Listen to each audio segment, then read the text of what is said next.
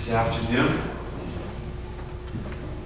I've just come back from a marriage seminar, and I was one of the speakers there. It's a little bit scary being in front of 100 married couples and trying to say something meaningful to them, wondering about my own marriage and all, but really received a lot from the Lord this weekend. And I don't know that I've done this before, but I'm going to kind of, for lack of a better word, I'm just going to kind of just preach this message, not quite knowing where it's going to end. I only know where it's starting. So, and I think it's got a great start, but because I have not spent a lot of the time this weekend preparing for this particular service, although I really believe that God has prepared me for the service in another way. So I'm just going to start, and let's see what God does, okay? So, if we think about Jesus Christ, think about the kind of person he was, right? From the time he was born to the time that he died, 33 years later, he every thought, every impulse, every motivation was for somebody else's sake, not his own. Right? This kind of mind is a mind that you and I cannot even imagine, because from the time we are born until whenever we get saved is really the starting point. Yeah, John, maybe they could go just play downstairs. Yeah. Nice, we love children. We don't think like this. We don't, as a natural man, because we have these two elements in us. We have our desires or our lusts, which are simply what we want. And I don't know, you don't remember when you first started saying "I want," but it was very young. My granddaughter is now 2 years old, and she has learned it somehow. She has learned "I want." And now the most important thing in her life is what she wants. It always has been, but now she has language. Now she can start to speak. And it's, I want this, and Lucy wants that, and Lucy wants this, and Lucy wants that. And it's all about Lucy. She's 2 years old, and she thinks the entire universe is completely about her. Like, that's what everybody's here for, is just to do what Lucy wants. And the Lord Jesus Christ was different than that, though. From the time he was born, he was saying, what does my Father want? What does my Father want me to do? What do people need? How can I serve you? From the time he was a child, there was nothing in him that was self-centered, but he laid down his life for everyone. And if you think about it, the last moments on the cross, I don't know if I remember all 7 things he said from the cross, but he said concerning other people, to the centurions and the people that were in front of him, he said, Father, forgive them, they don't know what they're doing. To his mother, who now had lost her oldest son, so she didn't have, she lost her oldest son, so he said, Mother, behold your son. And it was John, the Apostle John. And he said, Son, behold your mother. He was caring for his mother from the cross, and then the very last thing he said was, it is finished, and he had finished paying for the sins of the entire world on the cross, and he bowed his head, gave up the ghost. Actually, he said, into thy hands I commend my spirit. He bowed his head, gave up his spirit, and passed into eternity. I mean, he was already kind of there, but anyway, he died. So to the very last minute, he was in pain. He had been beaten and rejected, and to the very last minute, Jesus was like, his last ounce of breath was given serving other people. He never once served himself, and it's amazing to think about a person like that. And then you think, well, where did he get this power? And I want you to look at this verse with me as Jesus is talking about this very subject of his relationship with his Father and his relationship to his purpose and his call on the earth. And he said in John 10:17, extremely powerful words as he is speaking here to his disciples. And he says, "Therefore my Father loves me. My Father loves me because I lay down my life that I might take it again." My Father loves me because I lay down my life. So he had a relationship with his Father, and his relationship was one of obedience. He knew his Father loved him. He knew everything his Father asked him to do was because of love, and so he was obedient to his Father. And for that reason, his Father loved him, because his obedience caused his Father to say, in a sense, thank you, my Son, for doing this for me. Thank you for agreeing. Thank you for participating in the plan. Thank you for executing the plan, because I love these people. I want you to heal people today. And Jesus would go and heal everyone. He didn't ask them, are you a sinner or are you not? Or what tribe are you in? Or what nation are you? He just healed everybody he saw. He served every single person. The vilest of sinners and the greatest of men, he served them all, because that's what his Father wanted him to do. He poured out and poured out and poured out. But this is the important verse, and it's verse 18. He said, "No man takes my life from me." No man takes my life from me. Now, Pastor Choi, he's a dad. And dads can feel like my children are taking my life from me. Right? They constantly want to play. They constantly need my attention. They constantly are asking my life from me. And we could think like, gosh, my children are taking my life from me. And Jesus could have thought like, these people, all of their needs are taking my life from me. These sick people, these demoniacs, this insane person, this woman with the issue of blood, blind Bartimaeus, Matthew, the tax collector, who's a thief and a crook, and Zacchaeus up in the tree. They're all like just taking my life from me.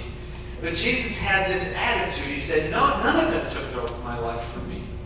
No man took my life from me. But he said, I lay it down of myself. And if we could think of it like this, like here is, we could say, here's my life, right? Here's my life. I have it in my hands. My time, my energy, what I do with what I think about, here's my life in my hands. And the Lord Jesus said, he said, I lay it down of myself. And actually he meant, the word of means from. And he says he took his life and he put it away from himself. So now he doesn't have his life anymore. He says, I have laid my life down. Now people have my life. My Father has my life. The mission of my Father has my life, but I don't have it anymore. I'm not making decisions based on if I had it, because we know what it's like to make decisions based on if I had my life.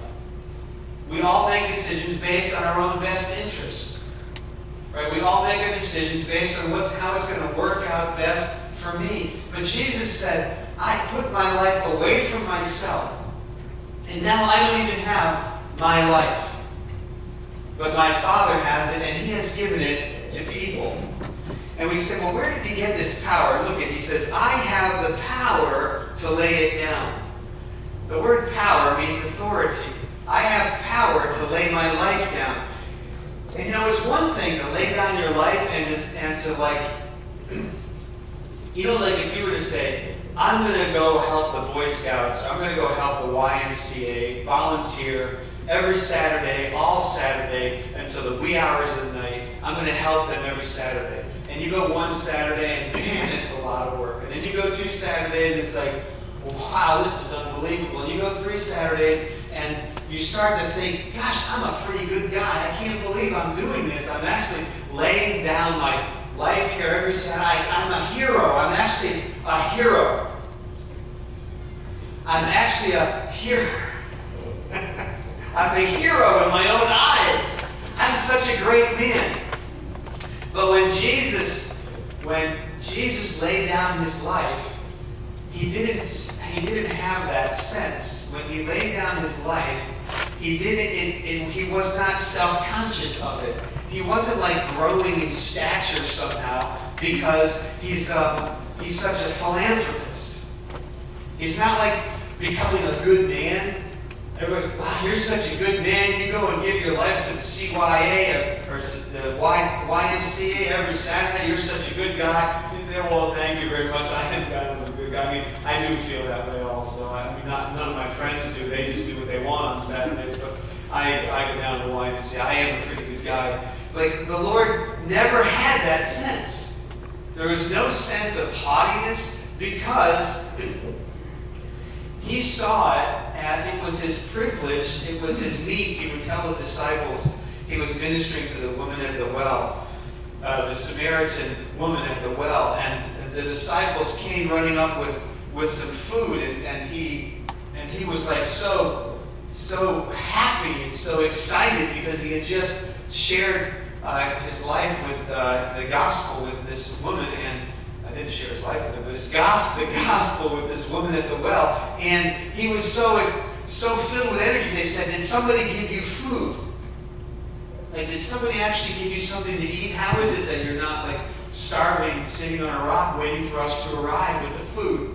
And he said, my food is to do the will of my Father.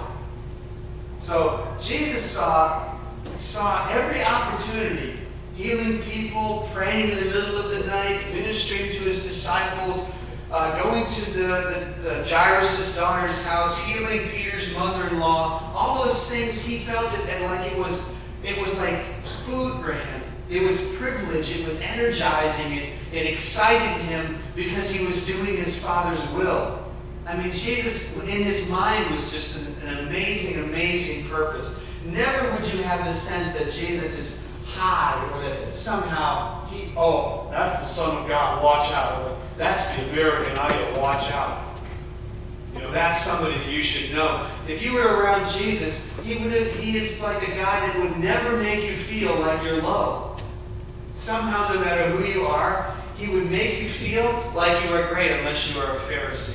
And then he would insult you. Then he would insult you and make you really angry at him, because the Pharisees were such religious people and made...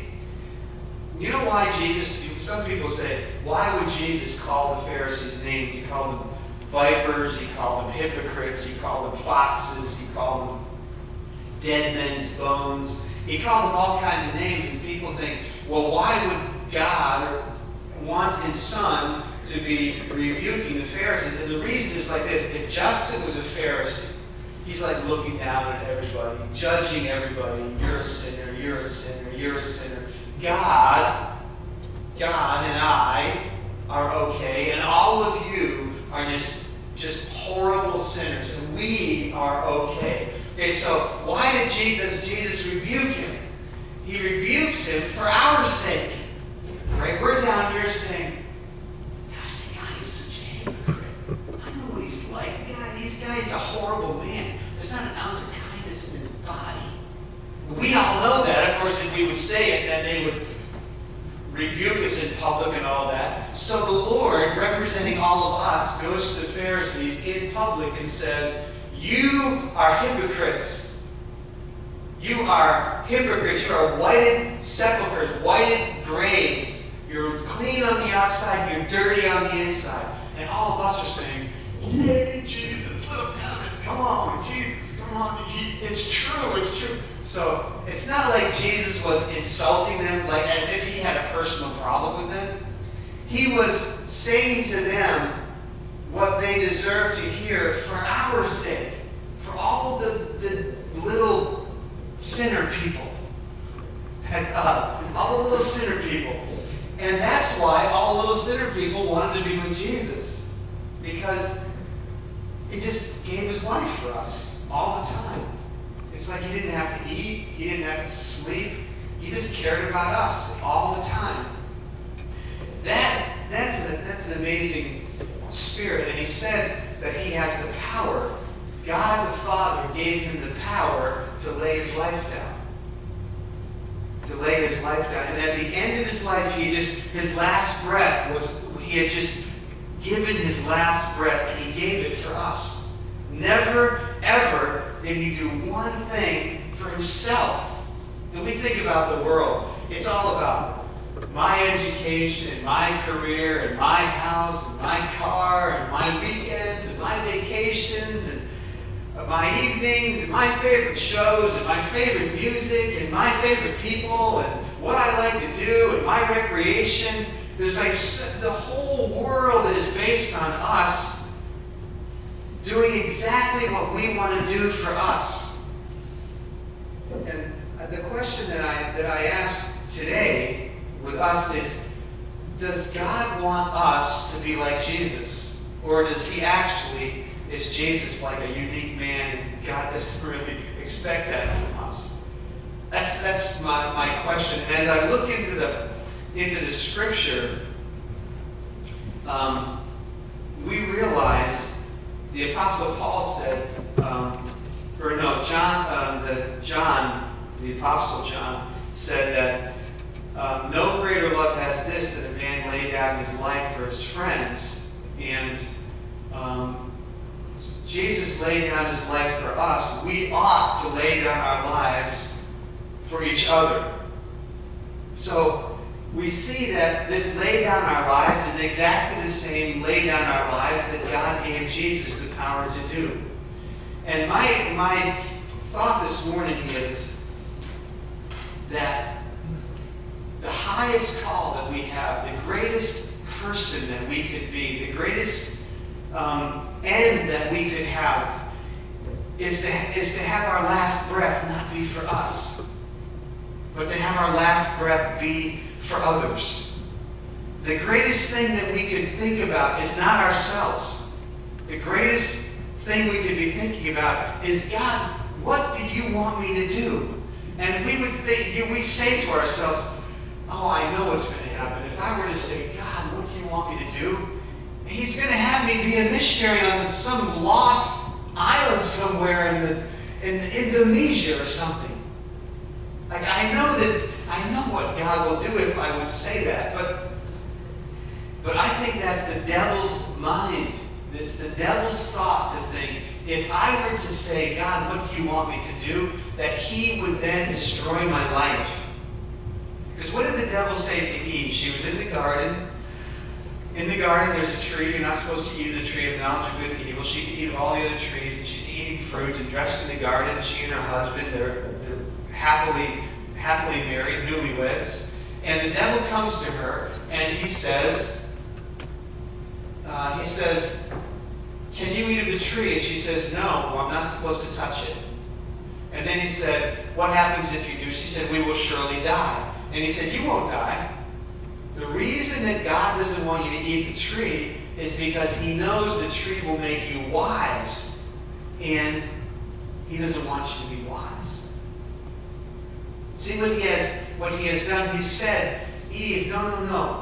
God is keeping you from something. He wants to ruin your life. And that's why you shouldn't eat of the tree. Because he knows the tree will make you wise. Do you want to be wiser than you are now? And Eve wasn't sinning when she said, yes, of course I want to be wiser. There's nothing wrong with that thought. Of course I want to be better at what I'm doing. Of course I want to taste something that tastes better than what I've ever tasted. Those thoughts were not sin, but she was deceived by those thoughts. Because when she finally ate of the tree of the knowledge of good and evil, conscience was born in her. We know that Adam then ate, and sin came into the world. And at that moment, Eve never thought another selfless thought. Right? Every thought that she thought, every thought that we think is actually self-centered. They're selfish thoughts.